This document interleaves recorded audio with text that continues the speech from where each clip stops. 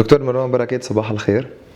اهلا وسهلا فيك استاذ موليد، اهلا وسهلا فيك ببنك عوده. حضرتك عضو الاداره العليا التنفيذيه ورئيس قسم الابحاث ببنك عوده. هيك بجلسه سريعه نحن وياك رح نحكي عن تطورات الماكرو اقتصاديه اللي شهدتها المنطقه من بدايه السنه حتى اليوم، متوقع للمرحله المقبله. بدنا نتذكر انه خلال الاشهر الماضيه قطعنا بمطبات، خليني اقول، من الحرب الايرانيه الاسرائيليه ومن ثم انعكاس هذا الامر على الداخل اللبناني بعد الحرب اللي شهدها لبنان. دخلنا بمرحله ما بعد الحرب وتشكيل حكومة جديدة، انطلاق العهد، ولكن تبدلت السيناريوهات مع تغير المؤشرات، خليني أقول أنا، بهذه المرحلة. بداية بدي أحكي أنا وياك بدنا نسلط الضوء على أبرز المستجدات الماكرو اقتصادية اللي شهدتها، خليني أقول، المنطقة بشكل عام انعكست على لبنان، وبدي أحكي عن المنطقة عن النصف الأول من العام 2025.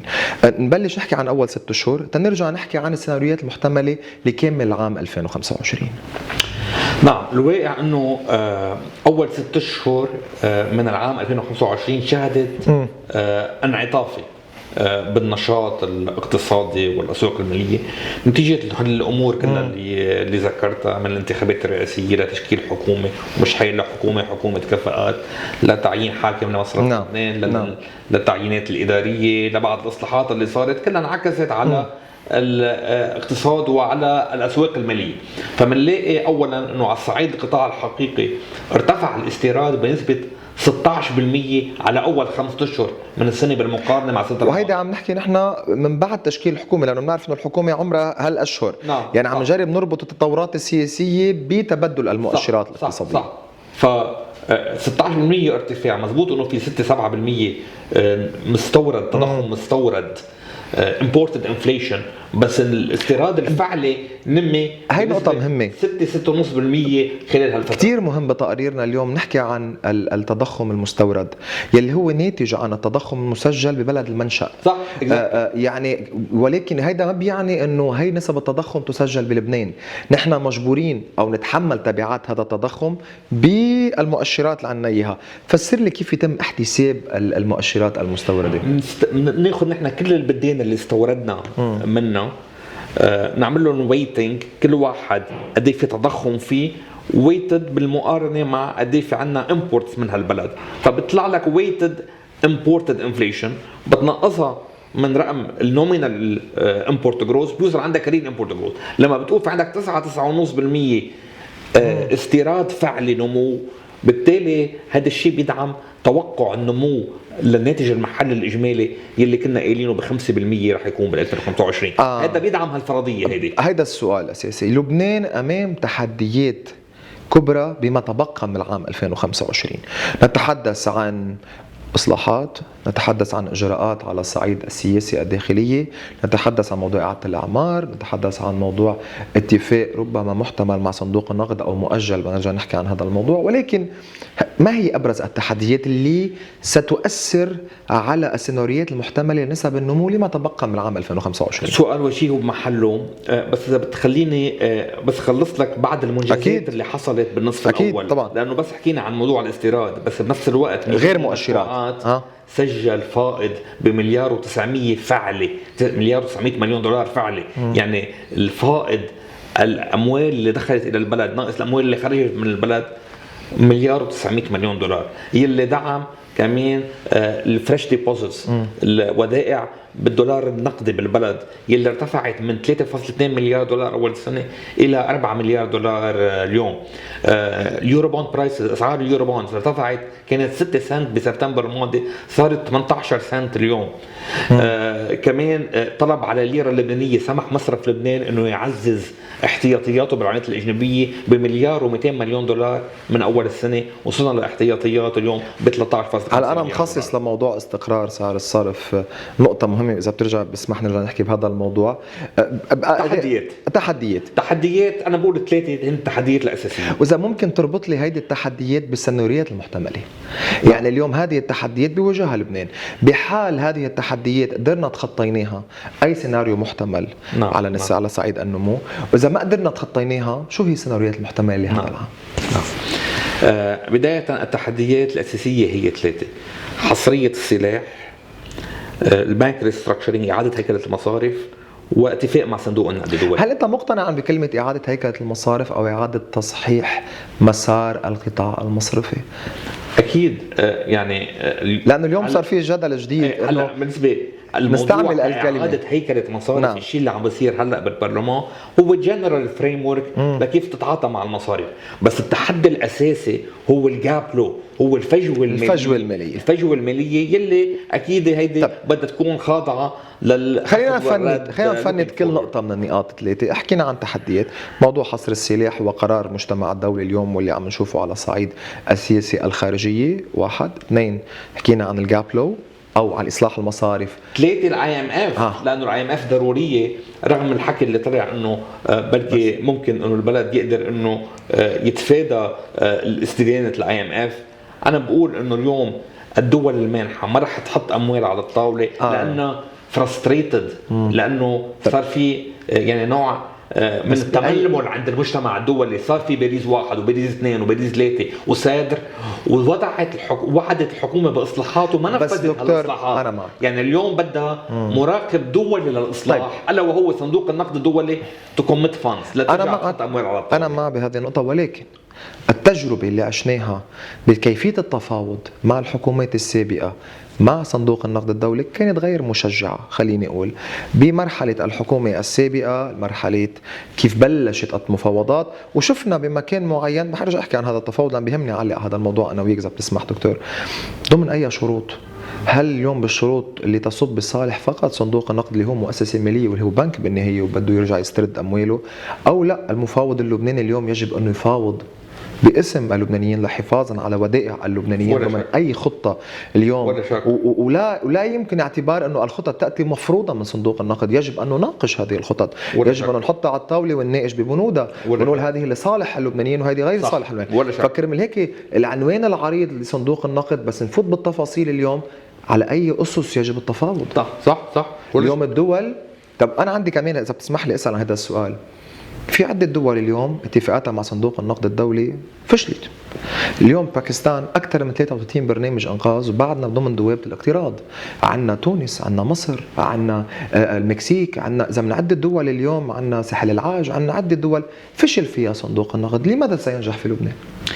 أنت اليوم بحاجة لتعزز احتياطيات مصرف لبنان بالعملة الأجنبية، لترجع تعزز عامل الثقة بالبلد، وبحاجة لتجتذب استثمارات. لتجتذب استثمارات بدك اليوم طريق الإصلاح، بدك تسير بطريق الإصلاح بشكل جدي. أنا بقول إنه unfortunately إذا تركنا الحكومة وتركنا القوى السياسية بالبلد بدون اي ضغط خارجي ما رح نوصل لمحل. هل انت مقتنع اذا مضينا اتفاق لنوع من الهاند اوتسايد هاند فورن هاند تجي تضغط باتجاه الاصلاح وتراقب تنفيذ الاصلاح الا وهو صندوق النقد الدولي؟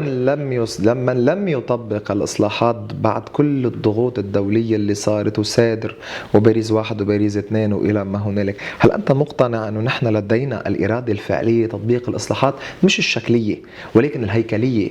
بدون ضغط. من هون أهمية الضغط الخارجي. بس ضغط خارجي، بس كمان قرار داخلي.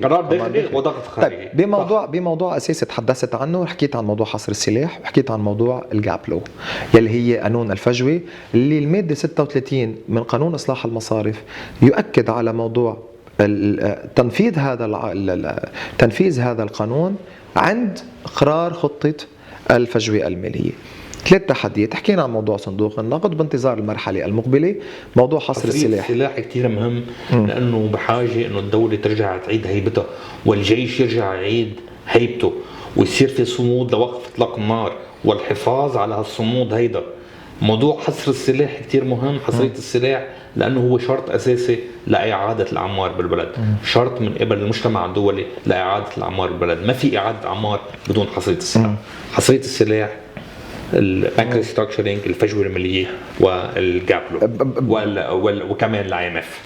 موضوع الجاب لو والخطه اللي تتعلق بالفجوه الماليه، خلينا نقول لانه هذه الفجوه الماليه او هذه الخطه تعني المسؤوليات، الخسائر، الديون، الالتزامات.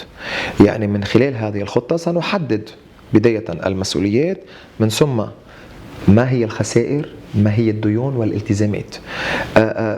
ما هي الشروط أو العناوين العريضة أو المبادئ العريضة اللي يجب الانطلاق منها لوضع هذه الخطة؟ تم نرجع نوقع بما شهدناه مع الحكومات السابقة بموضوع شطب التزامات مصرف لبنان تجاه المصارف، بموضوع مقاربة المودعين، بموضوع تسفير العداد وإلى ما هنالك. أنا بقول في 4 أو 5 شروط أساسية لإنجاح هالجابلو، قانون سد الفجوة المالي.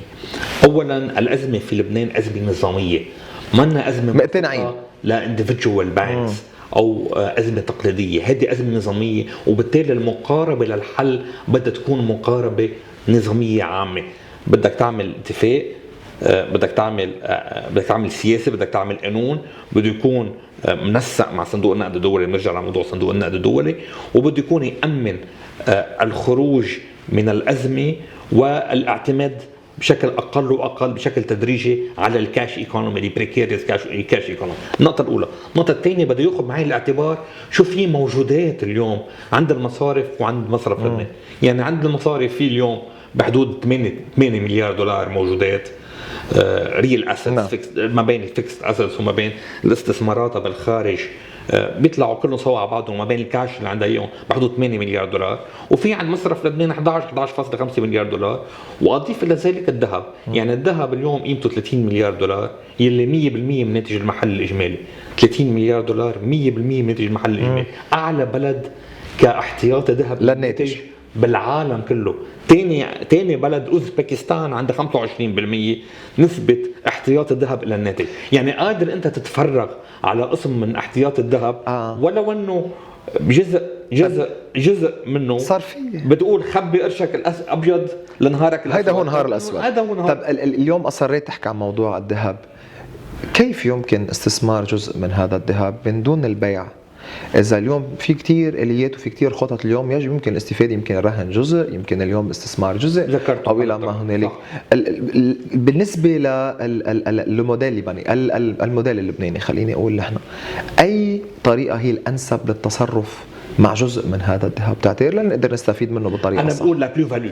يعني قديش ارتفعت، قديش ارتفع، عن أي سعر، عن أي مستوى، من بلكي من فترة الأزمة إلى اليوم. يعني لما كان الاحتياط الذهب بحدود 13 مليار دولار إلى اليوم وصل يعني فينا حوالي 15 مليار. يعني عندك 17 مليار دولار، 17 مليار دولار.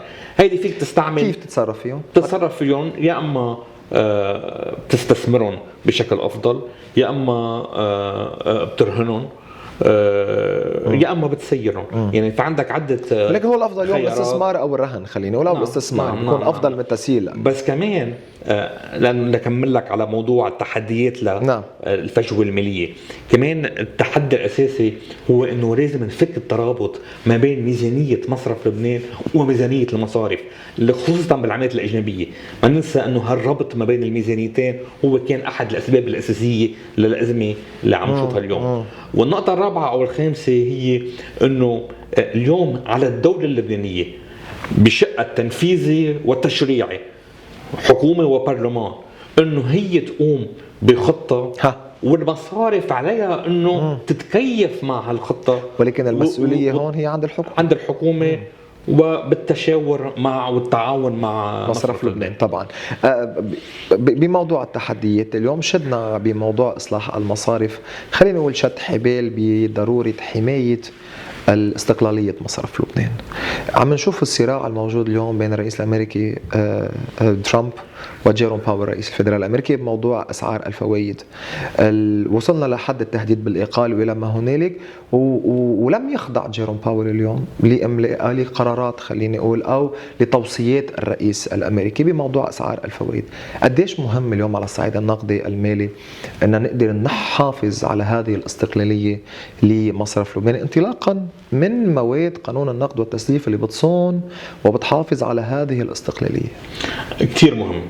يعني موضوع استقلالية مصرف لبنان هو شرط أساسي للنهوض بالبلد، شرط أساسي لاستعادة نسب النمو المرجوة بالبلد، شرط أساسي لإعادة الدخل الفردي إلى ما كان عليه بسنة 2019 بدون سياسة نقدية مستقلة بشكل تام عن القوى السياسية بالبلد وعن الحكومة والسلطة التشريعية بالبلد، ما فيك توصل لهال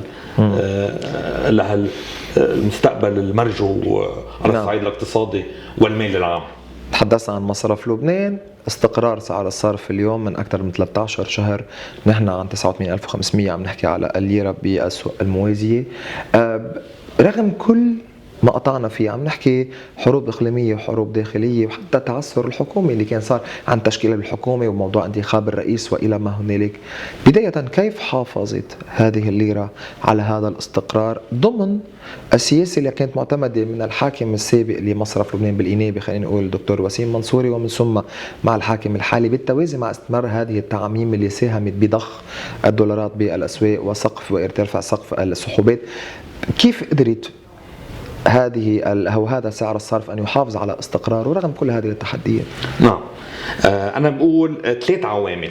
أول شيء مصرف لبنان لجأ إلى تجفيف الكتلة النقدية بالليرة اللبنانية، يعني النقد المتداول الكرنسي ان سيركوليشن وين نزلنا؟ كانت 65,000 مليار ليرة على خلال سنتين ونص الماضيتين، يعني 900 مليون دولار تقريبا او يعني 100 مليون دولار. يعني بقدرة مصرف لبنان هلا هو عم نحكي ورقيا، احتياطي مصرف لبنان 11 مليار دولار، يعني 10% من احتياطيات مصرف يعني لبنان. لديهم يعني قدرة تكنيكلي تقنيا سوق القطع تحت السيطرة. بس كمان استقرار سعر الصرف اندعم من فاندمنتالز على صعيد المالية العامة وفاندمنتالز على صعيد ميزان المدفوعات.